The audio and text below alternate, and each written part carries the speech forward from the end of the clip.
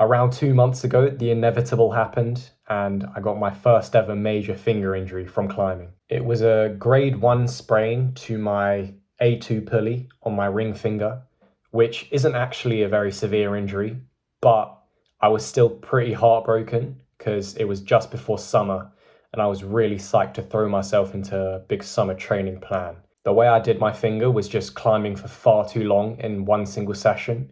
I spent about 2 hours straight, full crimping on my left hand, just trying to work one singular move on this climb I was trying. In addition to that, I had already been climbing for about 2 hours that day, and I went and did another climb after I finished my attempts on this one.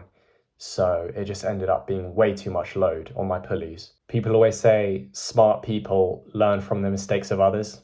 Clearly, I'm not very smart, but you should learn from me. The lesson that I had to learn firsthand was that limiting session intensity and length is really important, especially on very repetitive or finger intensive moves where you're really cranking the same position over and over again.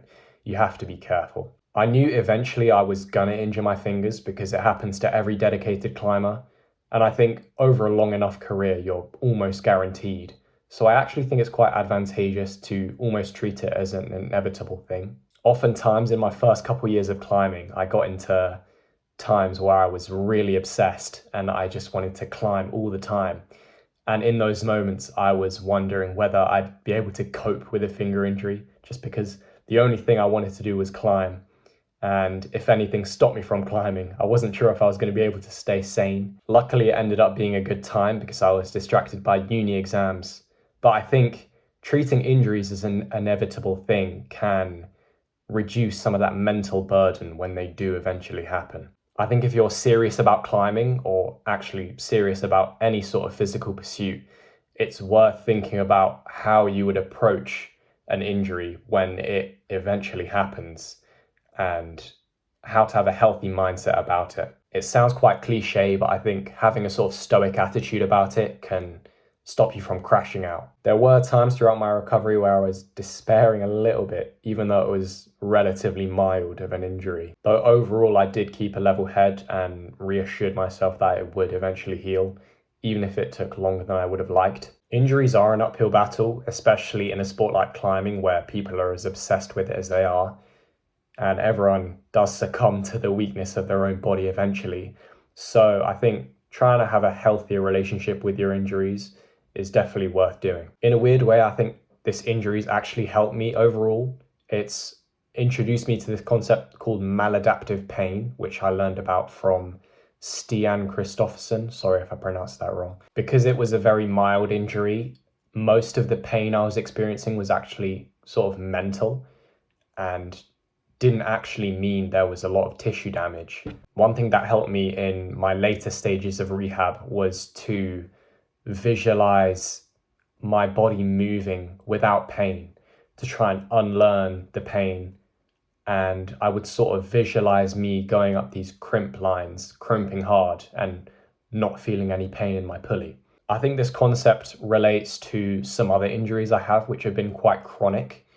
I've dealt with shoulder impingement issues for about a year now and some knee issues. Learning about maladaptive pain through my finger injury gave me the idea that potentially I could do the same thing to heal my shoulder. And actually it seems to be working decently well so far. For a long time, I had the approach of don't load the shoulder in any sort of dangerous way. Like even if it's only 1 or 2 out of 10 pain, just avoid that sort of movement. Recently, I've been getting back into doing pull-ups though. And while there is a little bit of residual pain, I think it's manageable.